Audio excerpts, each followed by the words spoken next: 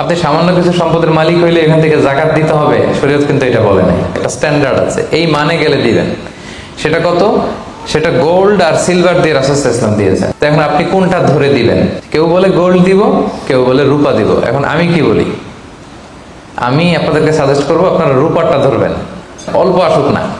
ধরেন আপনার 1000 টাকা জাকাত আসছে, তা আপনি যদি 1000 টাকা জাকাত দেন, এটা আপনার হৃদয়ে একটা প্রশান্তির কারণ হবে না যে আমি সম্মানিত জাকাত দাতা, আলহামদুলিল্লাহ। এবং এত বড় একটা ফরজ ইবাদতের লিস্টে যে আপনি ঢুকতে পারছেন, এটা তো কম কিসে, কি বলেন? জাকাত ফরজ হওয়ার শর্ত আছে, এই শর্তগুলো আমরা শুনবো। 5টা শর্ত। প্রাইমারি শর্ত হচ্ছে নিসাব পরিমাণ সম্পদের মালিক হওয়া, আর এটা হাওলানিল হাওল, 1 বছর থাকা। এগুলো হচ্ছে প্রাইমারি শর্ত। আরো 3টা সেকেন্ডারি শর্ত হচ্ছে আল মিলকিয়া, পূর্ণ ওনারশিপ থাকা, আর জিয়াদা, এটা আপনার অতিরিক্ত টাকা এটা হওয়া, আর হচ্ছে আদামুদ্দুয়ুন, ঋণ না থাকা।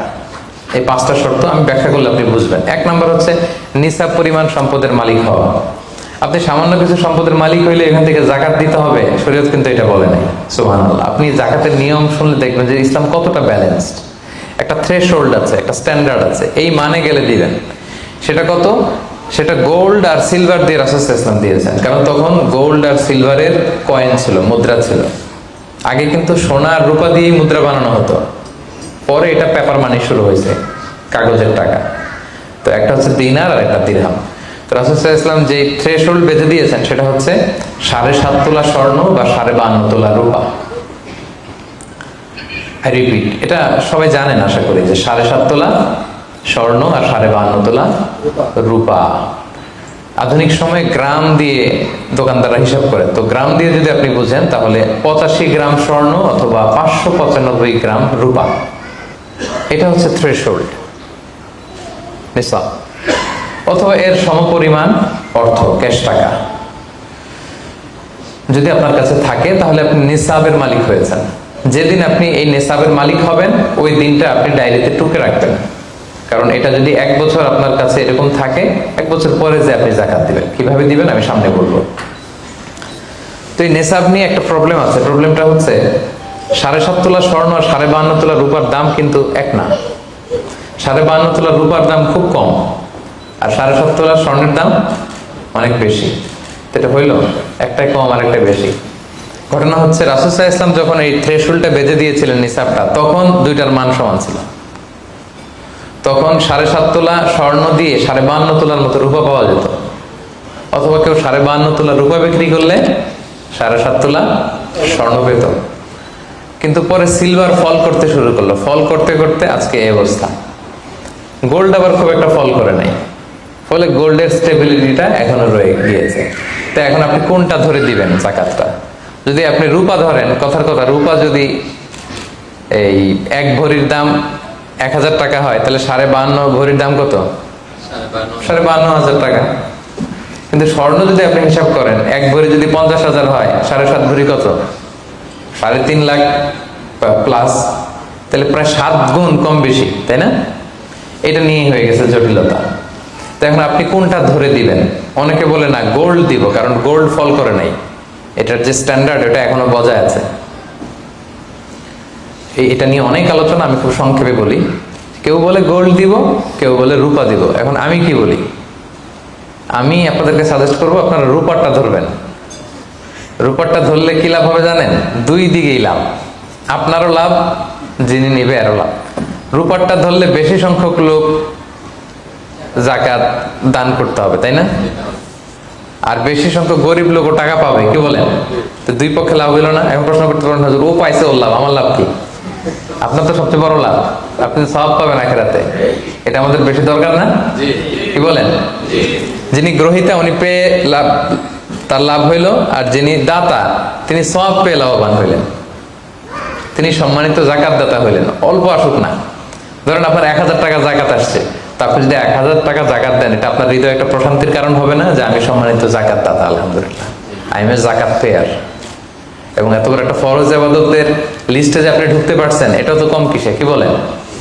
এজন্য স্বর্ণেরটা না ধরে রূপারটা ধরবেন। আপনাদের যে টাকা পয়সা, আপনাদের তো হীরা দিয়ে করা দরকার আপনাদের নেশা। এনিওয়ে, তো এজন্য আপনারা রূপারটা ধরবেন, তাহলে লোকজন উপকৃত হবে বেশি, সম্মানিত ভাই এবং বোনেরা।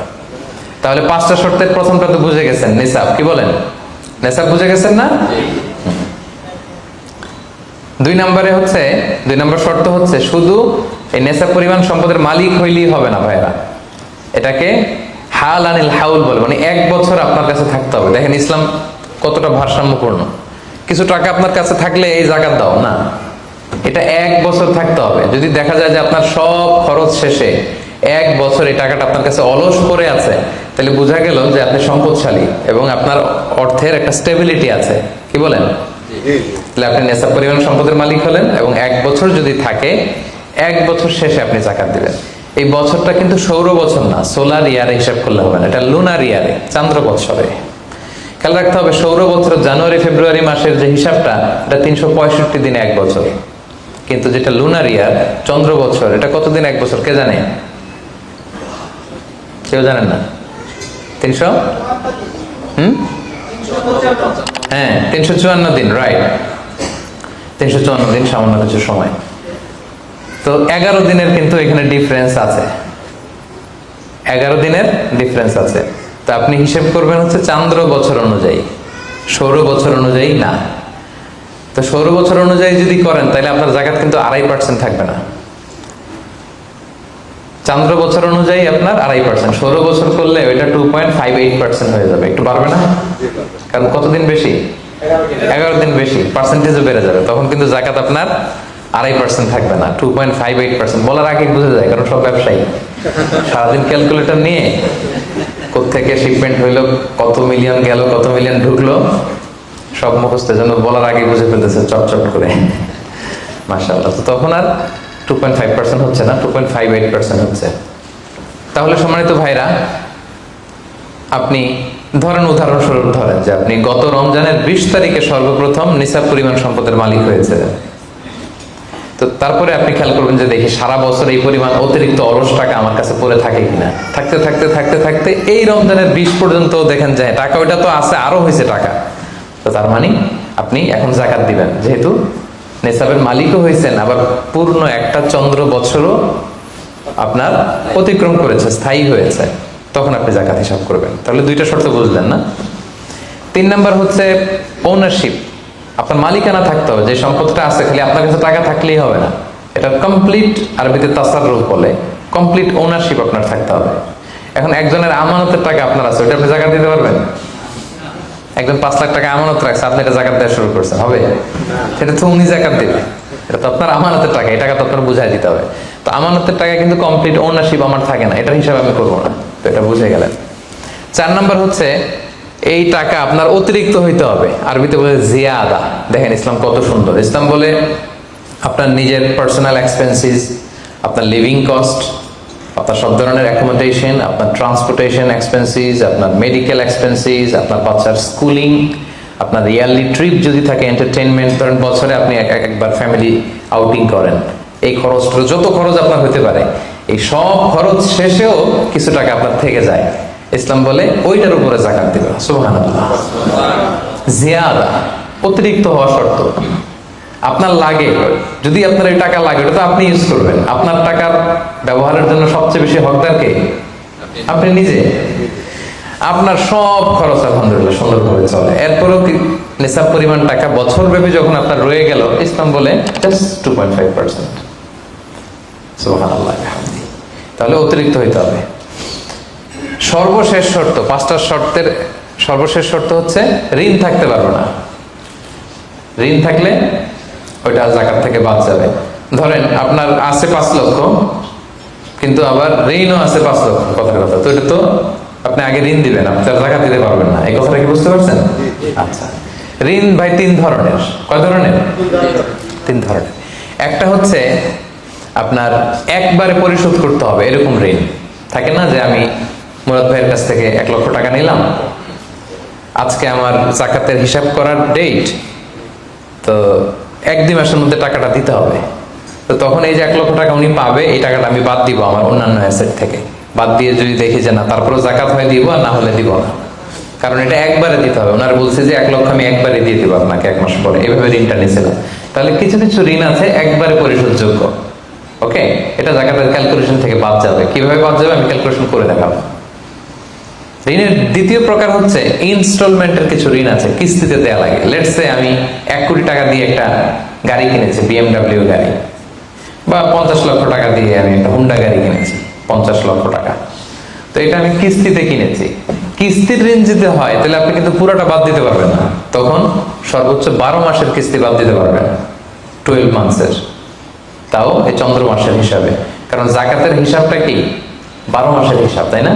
এটা একটা ইয়ারলি ক্যালকুলেশন। আপনি পুরোটা যদি একবারে বাদ দেন তাহলে তো আপনার আর জাকাতই দেওয়া লাগবে না। কি বলেন? বাংলাদেশে অনেক বড় বড় সিআইপি ব্যবসায়ী আছে, ওনারা হাজার হাজার কোটি টাকা ব্যাংক থেকে ব্যবসায়ের কারণে ঋণ নেন এবং ওনাদের ঋণ খেলাপি হয়। তো ওনারা যদি বলে হুজুর আমার তো ঋণ আছে, তো উনি আর জাকাত দিবে কি? ওনারই তো আমার জাকাত দেওয়া লাগবে এখন। কি বলেন? এরকম বড় বড় সিআইপিরা যদি ঋণের দোহাই দেয়, উনি আর জাকাত দিবে কি? উনি তো ঋণী, তাহলে ওনারই কিছু জাকাত আমাদের দেওয়া লাগবে। কারণ আমরা জাকাতের 8টা খাতের মধ্যে একটা পড়েছি, বল গরিমিনা। কি বলেন? ঋণগ্রস্ত ব্যক্তিকে জাকাতের টাকা দিয়ে হেল্প করা যায়, তো উনি আর দিবে কি? ওনারে দিই আমরা। ওই ঋণ বাদ দেওয়া যাবে না। ইনস্টলমেন্টের ঋণ হইলে 12 মাসের, আর ওইরকম ঋণ খেলাপি 1000 কোটি টাকা, এগুলো বাদ দেওয়া যাবে। 3 নাম্বার ঋণ হচ্ছে লাক্সারি পণ্য কিনতে যে ঋণ হয়, এই ঋণ জাকাত থেকে বাদ দেওয়া যাবে না। বিলাসিতামূলক কিছু যদি আপনি কিনেন, আপনি একটা লাম্বরগিনি কিনলেন 10 কোটি টাকা দিয়ে, এটা আপনি জাকাত থেকে বাদ দিতে পারবেন? পারবেন না। তাহলে লাক্সারি আইটেমের যে ঋণ, এটা বাদ দেওয়া যায় না। তাহলে ঋণের ব্যাপারটা পুরোপুরি বুঝে গেছেন না? এই 5টা শর্ত যদি থাকে আপনার মধ্যে পাওয়া যায়, অর্থাৎ আল্লাহ তাআলা আপনাকে একটা নিসাব পরিমাণ সম্পদের মালিক বানিয়েছেন, এটা আল্লাহ তাআলা পুরো 1 বছর আপনার এই পরিমাণ টাকা আপনার মধ্যে স্টেবল ছিল, এবং এটার পূর্ণ ওনারশিপ আপনার আছে, এবং এটা আপনার সব খরচের অতিরিক্ত, এবং সবশেষে এটা আপনার ঋণের বাইরে। ওই সম্পদ থেকে আল্লাহ তাআলা আপনাকে জাকাত দিতে বলেছেন। তাহলে জাকাতের শর্ত সবার ক্লিয়ার?